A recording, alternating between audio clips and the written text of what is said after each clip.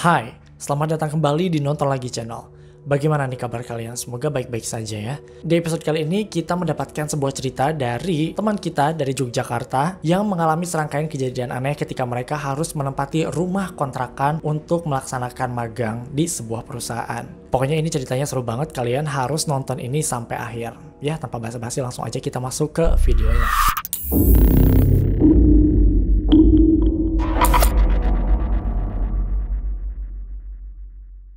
Oke, cerita kali ini datang dari teman kita namanya Aldi, di mana Aldi ini tuh nama samaran ya. Jadi nama orang dan nama tempat yang ada di sini tuh udah disamarkan. Nah, Aldi ini tuh waktu dia masih kuliah, itu tuh dia harus melakukan magang bersama teman-temannya. Magangnya itu tuh berenam, jadi ada 3 cewek dan 3 cowok. Cowoknya itu ada Aldi tadi yang pertama, yang kedua ada Hasbi dan juga Fawaz. Sedangkan ceweknya ada 3 orang juga, namanya itu ada Karimah, Fani, dan juga Nyayu. Nah, mereka berenam tuh berada dalam satu kampus dan mendapatkan tugas magang di tempat yang sama gitu. Makanya akhirnya mereka dibentuklah sebuah kelompok gitu.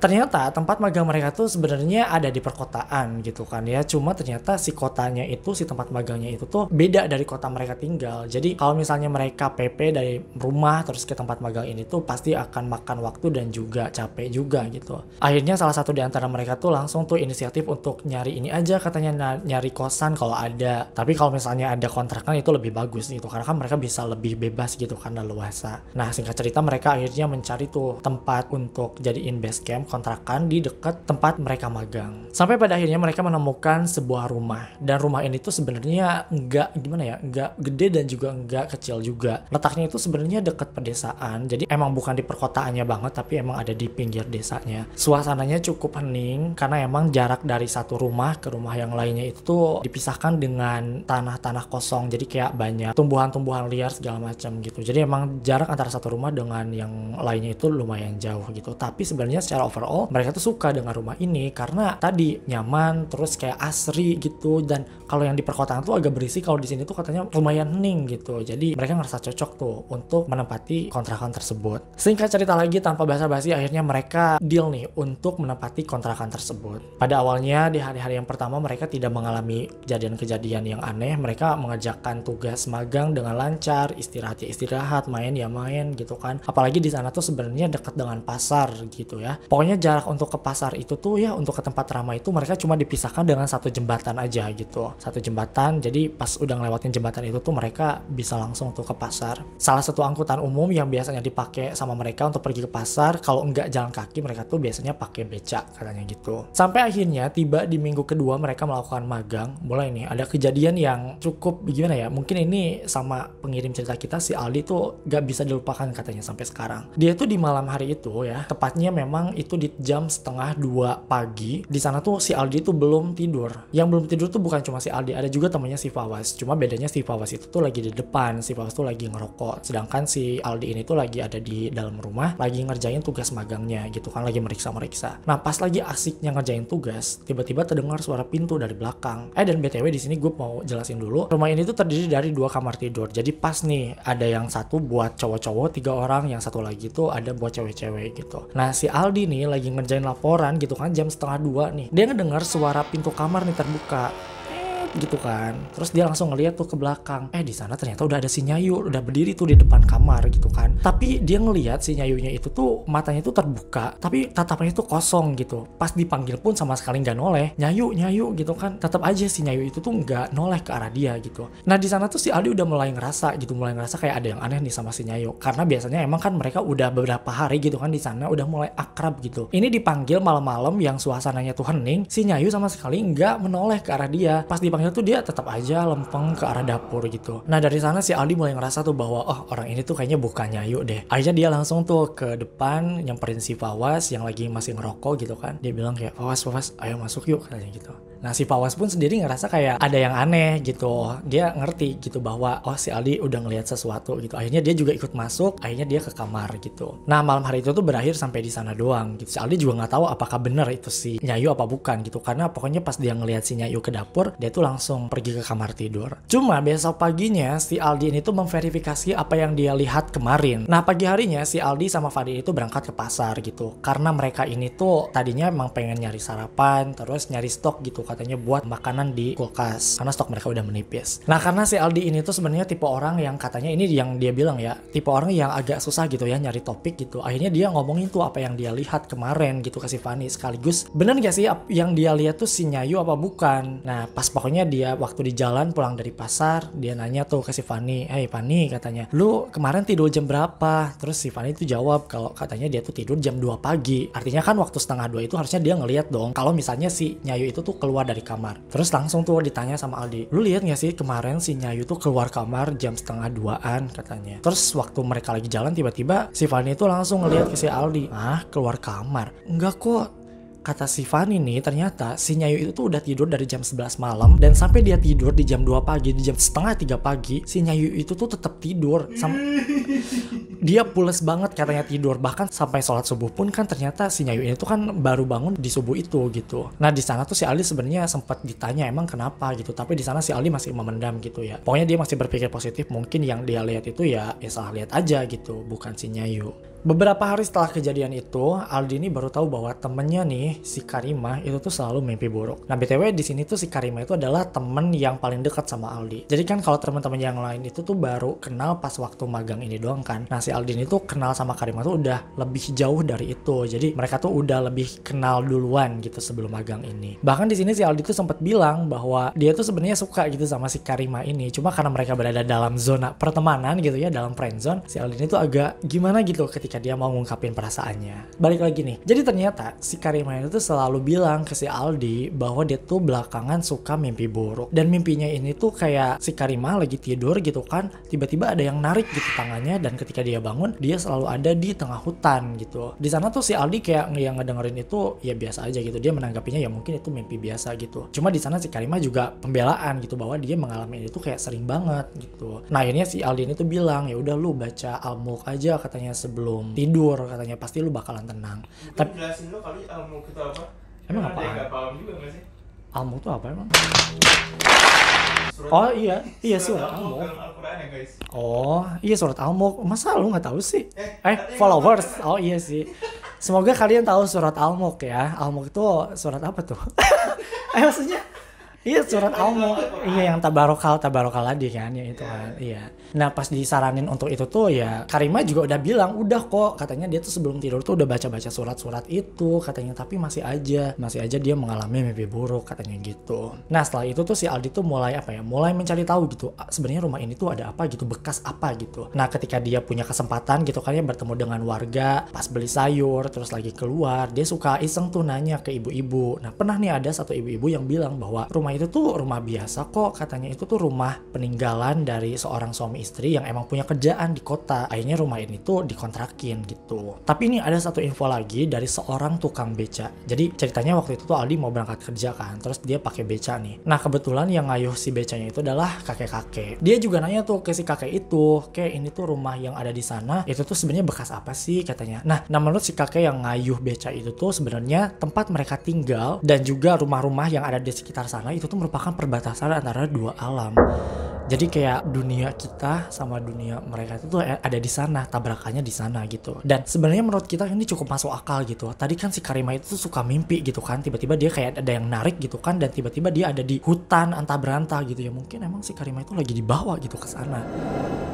Nah di sana kayak si Aldi ya udah dia nyerap semua informasinya, yang dari ibu-ibu katanya itu peninggalan suami istri, terus dari yang tadi si kakek-kakek ini adalah perbatasan dua alam. Di sana sebenarnya si Aldi belum ngasih tahu teman-temannya gitu. Hingga pada akhirnya suatu malam Aldi ini tuh mengalami serangkaian kejadian yang mungkin ini bisa lebih mengerikan dari yang sebelumnya. Jadi pada saat itu si Aldi sama temennya si Fawaz itu biasa tuh mereka lagi nyusun laporan gitu. Emang dasarnya mereka tuh kayaknya orang-orang rajin gitu ya, jam 11 malam aja tuh mereka masih nyusun laporan magang. Cuma bedanya memang kalau di sini tuh mereka nyusun laporan itu tuh di halaman rumah gitu, bukan di dalam rumah, karena mereka sambil ngerokok gitu, sambil menghirup menghirup udara segar gitu. Nah ketika lagi asik-asiknya mereka nyusun laporan, tiba-tiba terdengar suara teriakan perempuan.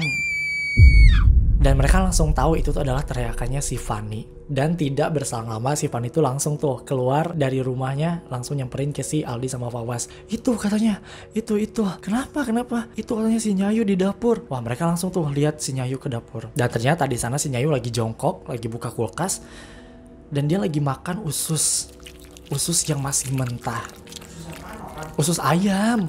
Iya, usus ayam yang masih mentah. Bayangin itu kan ini banget ya sih, kayak jijik banget ya sih, kan masih mentah. Ya belum ada warteg lah, Cok. Belum ada lah. Pokoknya di sana semuanya, si Aldi, si Franz, termasuk si Karimah juga kebangun ya, dan juga temennya yang lain si Hasbi, itu tuh pada kebangun tuh ngelihat si Nyayu ini tuh makan usus mentah itu. Dan anehnya, mungkin ini bukan aneh sih, lebih ke wajar gitu ya. Si teman-temannya ini, si Aldi dan teman-temannya yang lain itu nggak nolongin si Nyayu karena mereka takut. Akhirnya mereka semua tuh keluar rumah gitu ya. Sebenarnya gue seneng ya mereka tuh berpikir logis gitu. Mereka itu tahu bahwa itu bukan Nyayu. Nah, setelah beberapa saat mereka merasa kayak ini udah terlalu lama mungkinnya mereka ada di luar. Akhirnya mereka memberanikan diri untuk masuk lagi ke dalam rumah. Nah, si Fanny ditugaskan untuk melihat ke kamar ya. Jadi nggak ke dapur lagi, siapa tahu si Nyayu itu tuh udah ada di kamar gitu. Nah, di sana si Fanny langsung tuh nyari ke kamar gitu, dan ternyata pas dibuka kamarnya si Nyayu itu ada di kamar lagi tidur, guys. Jadi pas mereka langsung lihat ke dapur, itu tuh nggak ada apa-apa. Dan lu tahu kan tadi tuh si Nyayu itu tuh kan lagi makan usus gitu, pasti ada sesuatu gitu kan ya, bekasnya yang masih basah mungkin di area mulut. Ini tuh mulutnya masih bersih, gak ada apa-apa gitu. Sampai pada akhirnya mereka yakin bahwa yang mereka lihat di dapur itu bukanlah Nyayu. Nah, tepat 6 minggu semenjak mereka mendiami rumah kontrakan tersebut, di sini terjadi satu pengalaman yang mungkin ini gak bakalan si Aldi lupain. Jadi ceritanya pada malam itu, si Aldi ini tuh biasa ya, dia lagi, enggak sih waktu itu dia enggak lagi ngerjain tugas ya. Pokoknya dia lagi santai, dan emang lagi cuacanya itu lagi hujan, terus gede angin gitu kan. Dia jadi enaknya kayak rebahan gitu kan di kamar. Nah, di sana tuh si Aldi sambil chatan tuh sama Karimah yang temennya dekat itu. Pokoknya tuh mereka chatannya panjang, tapi intinya adalah si Aldi itu pengen ditemenin katanya gitu. Pokoknya ngajak si Karimah buat ketemu di ruang tengah gitu. Gak tahu nih si Aldi lu ngapain lu Aldi? Astagfirullah. Nah, pokoknya si Aldi tuh ngajak si Karimah untuk ketemu gitu di ruang tengah, tapi ya si Karimah tuh nolak gitu kan. Ya udah, akhirnya ya si Aldi gak bisa maksa juga gitu kan. Pada saat itu si Aldi lagi posisinya di kamar. Kebetulan dia pengen buang air tuh abis dia chatan. Akhirnya dia masuk tuh ke kamar mandi. Dan kamar mandinya itu tuh berada di samping si kamarnya. Jadi kan tadi ini ada kamar dua kan, yang ini yang cewek, yang cowok, terus dapur. Nah, si kamar mandinya tuh ada di dekat dapur itu. Dia masuk ke dalam kamar mandi, dia sambil main HP, YouTubean gitu kan. Tiba-tiba lagi enak-enaknya buang air, ada yang ngetok dari luar kamar mandi. Dan itu keras banget kayak ada suara orang yang ngetok keras banget dari luar kamar mandi. Nah, di sana si Aldi tuh tahu bahwa orang yang manggil dia, yang emang dari luar tuh ngetok, itu tuh si Karimah, karena emang dia ngomong cepetan woi gitu katanya gitu. Jadi yang ngetok pintu dari balik kamar mandi itu si Karimah. Dia bilang kayak cepet woi, cepet keluar katanya gitu. Nah, si Aldi ini tuh dia yang emang mungkin agak cengengesan gitu ya. Dia malah bilang, "Lu kangen kan sama gue?" katanya gitu. Lah, lu kegiatan banget Aldi. Pokoknya tuh di sana si Karimah terus tuh ngetok pintu dari luar gitu ya, dari kamar mandi, sampai pada akhirnya dia masuk tuh chat dari Karimah. Dan lu tahu chatnya apa? Chatnya berisi, "Udah jangan dibuka, gue juga denger," katanya gitu. Ternyata itu Karimah. Jadi dia denger suara Karimah di depan, padahal si Karimah tuh ngechat. "Jangan dibuka," katanya, "gue juga denger," katanya. Iya, ngechat. Ngechat WA. Iya, di WA. Kan dia bawa HP. Dia bawa HP. Di sana si Aldi yang tadinya kayak pengen ngebukain, langsung pas lihat chatnya itu, waduh. Terus langsung ada chat lagi dari Karimah, "Bentar gue panggilin Fawaz," katanya. Sampai akhirnya ketika suaranya si Karimah itu udah nggak ada, langsung tuh dia dicat lagi sama Karimah. "Coba lu sekarang keluar," katanya. "Udah aman." Dan betapa kagetnya Aldi ketika dia membuka pintu kamar mandi. Tiba-tiba, lu tahu nggak dia ada di mana? Ternyata tiba-tiba pas dia lihat ngebuka pintu, semua pemandangan yang ada di depannya itu bukan lagi dapur, bukan lagi rumah kontrakan. Oh, pindah alam. Tapi dia ada di tengah hutan, guys. Pindah alam, bener. Dan lu tahu nggak? Tadi kan itu kejadiannya malam hari ya, tapi pas dia buka pintu itu tuh udah siang, kayak pagi gitu loh, jam 8-an kalau kata si Aldi. Matahari tuh nggak kelihatan, tapi emang ada cahaya gitu dari balik pohon. Nah, si Aldi tuh kan emang yang dari awal dia yang udah tahu bahwa ini tuh rumah mereka itu adalah tempat bersatunya atau bertabrakannya dua alam. Nah, dia langsung paham nih, oh ini mungkin dia lagi masuk ke alam lain gitu. Akhirnya dia menelusuri hutan itu, dan lu bayangin ya, ini Aldi ngasih detail hutannya ya. Jadi hutannya itu bener-bener sunyi banget, kayak gak ada suara sedikit pun. Maksudnya kalau misalnya di hutan yang biasa gitu kan ya, di dunia kita, si hutannya itu tuh kan pasti ada suara angin gitu kan, ada suara hewan lah gitu. Ini tuh bener-bener gak ada suara angin, kayak bener-bener cuma yang kedengaran tuh suara langkah kakinya si Aldi doang. Kayak dia bener-bener sendiri di sana. Si Aldi mulai ketakutan tuh di sana. Dia mulai mencari jalan keluar sampai pada akhirnya dia berhenti di satu pohon dan dia menemukan seorang kakek-kakek lagi duduk di bawah pohon. Pokoknya di sana kayak si Aldi tuh ngeliat tuh, semakin dilihat gitu kan ke arah si kakek itu, dia nyadar bahwa kakek itu adalah almarhum kakeknya. Nah di sana si Franz bertemu dengan almarhum kakeknya dan kakeknya itu tuh langsung nunjuk ke arah suatu tempat. Pokoknya kakeknya tuh langsung nunjuk kayak gini. Terus si Aldi itu mungkin langsung mikir bahwa itu adalah jalan keluarnya. Sampai pada akhirnya si Aldi tuh langsung pergi ke tempat si kakek itu nunjukin. Akhirnya dia langsung jalan ke arah itu sampai akhirnya dia bertemu di jalan besar ya. Yang emang ini jalannya itu tuh mungkin mengarah ke tempat kontrakan mereka. Selama dia kembali akhirnya dia ditemukan yang ternyata ada seorang tim pencarian. Jadi guys ternyata si Aldi ini tuh udah hilang, dinyatakan hilang selama 2 hari. Padahal kan tadi dia pas buka kamar mandi itu tuh kan dia ngerasanya kayak cuma berjam-jam doang. Tapi ternyata menurut teman-temannya dan juga para tim pencari, si Aldi ini tuh udah hilang selama 2 hari. Aldi akhirnya pulang ke kontrakan tersebut ya, dan ternyata memang tadi ya udah disebutkan bahwa dia tuh udah dinyatakan hilang selama 2 hari. Anehnya nih guys, setelah kepulangan Aldi, Karimah ini tuh tiba-tiba sakit. Nah si Karimah ini tuh kayak sakitnya tuh aneh. Jadi dia kayak tiba-tiba pingsan, tidak sadarkan diri, dan pas mau dibawa ke rumah sakit gitu kan ya, diangkat sama 3 orang, si Hasbi, Aldi, dan juga Fawaz. Itu tuh nggak bisa. Bayangin kayak cewek satu digotong sama 3 orang pria, itu nggak bisa, itu aneh banget. Di sana mereka udah ngerasa bahwa tempat itu udah nggak aman lagi. Ditambah lagi ketika mereka mau bawa si Karimah ini ke rumah sakit, Nyayu lagi-lagi guys, dia lagi-lagi kesurupan. Dan ini kesurupannya tuh cukup ekstrim ya. Si Nyayu ini tuh kayak tiba-tiba dia teriak-teriak gitu kan yang gak jelas. Terus sampai akhirnya dia datang, dia ke dapur. Dan lo tau gak sih, dia ke dapur ngambil pisau guys. Kebayang situasinya tuh kacau banget. Lu berhadapan dengan seseorang yang kesurupan, yang tidak terkendali, terus dia bawa pisau. Dan entah kenapa si Aldi ini tuh ngerasa bahwa si Nyayu yang lagi kesurupan ini tuh kayak punya intensi untuk ngebunuh si Karimah. Di sana tuh si Aldi langsung tuh nginstruksiin temennya si Fawaz dan juga si Fani untuk mencari tokoh ulama yang ada di sana. Bagus nih, mereka nggak menghadapi ini tuh sendirian. Pokoknya tuh si Hasbi sama si Fani langsung tuh mencari ulama yang ada di sekitar mereka. Sementara mereka berusaha untuk menenangkan si Nyayu gitu kayak supaya bisa tenang gitu. Supaya dia bisa tenang, mereka melantunkan doa-doa supaya semuanya dalam kondisi yang terkendali. Sampai pada akhirnya beberapa saat kemudian tokoh ulama ini tuh datang, dan ternyata dia nggak sendirian nih. Si tokoh ulama ini tuh bawa satu orang tokoh masyarakat juga gitu, entah itu RT apa RW gitu. Pokoknya mereka datang berdua. Di sana pokoknya 2 orang itu tuh langsung ngebacain surat-surat gitu kan yang berdoa supaya si Nyayu ini tuh cepat sadar. Dan alhamdulillahnya guys, pada waktu itu tuh nggak memakan waktu yang lama, si Nyayu ini akhirnya bisa sadarkan diri. Tapi nih guys, pas mereka ngecek kondisinya si Karimah ke kamarnya, mereka kaget banget karena si Karimah itu tiba-tiba tidak ada di kamarnya guys.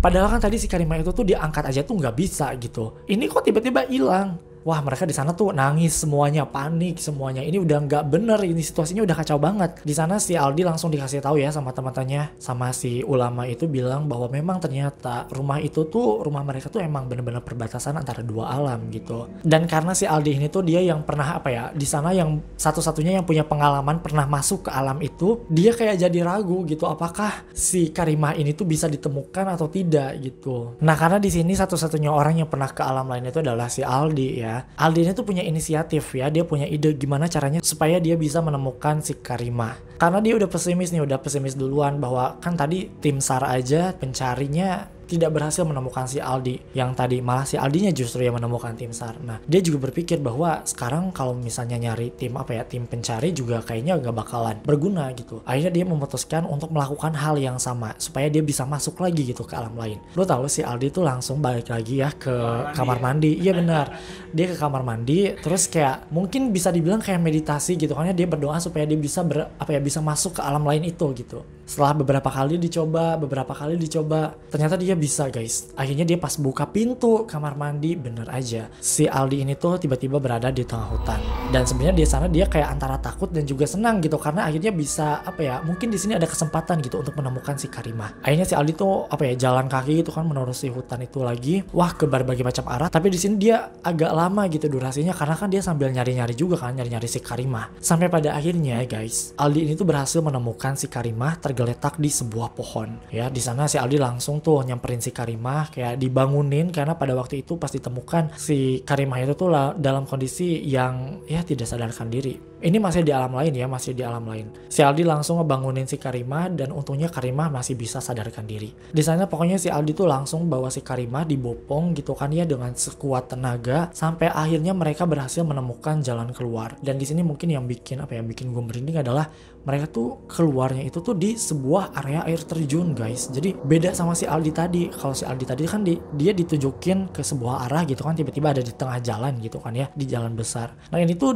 mereka berdua tuh tiba-tiba ada di air terjun, dekat air terjun gitu. Dan si Aldi tuh bisa melihat ada beberapa orang yang lagi main di sana. Pokoknya di sana si Aldi sama si Karimah tuh langsung minta tolong pada warga yang ada di sana dan mereka langsung dibawa ke rumah sakit. Di sini mungkin ada kabar yang kurang baik ya guys, bahwa ternyata si Aldi sama Karimah ini tuh ternyata nih guys udah dinyatakan hilang selama 1 minggu 7 hari, beneran deh, lama banget.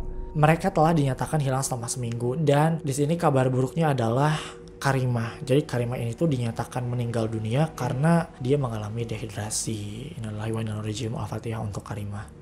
Jasad Karimah akhirnya dipulangkan dan tugas magang itu pun diselesaikan pada saat itu juga. Mereka semua akhirnya pulang ke rumah masing-masing, melaporkan semuanya kepada pihak kampus bahwa banyak sekali hal terjadi di sana.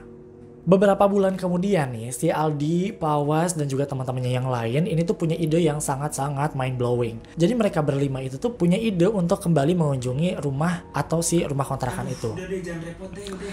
Ya mungkin mereka penasaran gitu kan ya, kondisi rumah itu tuh kayak gimana gitu. Nah pokoknya pada selesai mereka udah dari kampus gitu kan ya, mereka tuh langsung tuh pengen ngeliat lagi gitu kan ke rumah itu. Dan betapa kagetnya si Aldi dan teman-temannya ini ketika melihat rumah itu tuh udah kayak nggak terurus banget, kayak udah bener-bener kotor banget. Padahal kan mereka kayak cuma pergi tuh sama ditinggalinnya itu kayak selama 1 bulan 2 bulan doang gitu. Tapi kok ini rumah ini tuh kayak udah ditinggalkan selama bertahun-tahun, kayak udah ada banyak jamur, banyak rumput liar. Pokoknya ini kayak rumah yang gak keurus selama bertahun-tahun. Mereka berlima tuh akhirnya ya kayak penasaran gitu apa yang sebenarnya terjadi pada rumah ini. Sampai pada akhirnya mereka bertemu dengan salah seorang warga. Mereka bertanya tuh kepada warga itu, ibu-ibu ya, si Aldi nanya kayak, "Bu, ini rumah ini ada apa? Kok bisa sampai sekotor ini?" katanya. Terus ibu-ibu tuh jawab apa coba? Ibu-ibu itu bilang bahwa rumah ini tuh udah lama kosong katanya. Makanya emang gak ada yang ngurus. Dari dulu ini udah kosong, jadinya banyak kondisinya kayak gitu. Nah si Aldi itu sempat bilang ke si ibu-ibu itu bahwa mereka pernah menginap di rumah tersebut selama beberapa bulan untuk menjalankan tugas magang. Dan lu tahu apa kata ibu itu?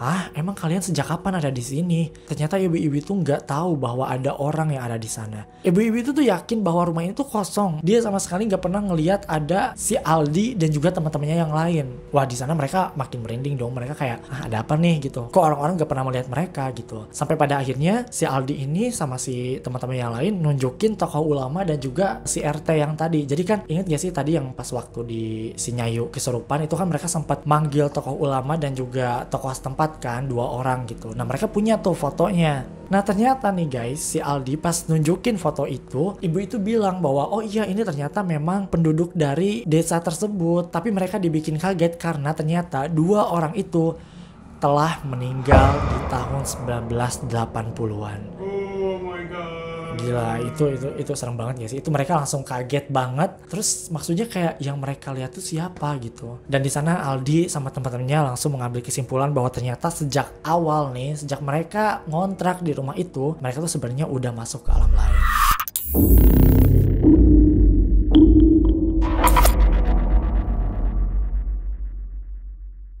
Nah buat kalian juga nih yang punya cerita-cerita horor, boleh banget kirim ceritanya ke sini ya, ke nontonlagi@gmail.com supaya bisa dibikinin konten kayak gini.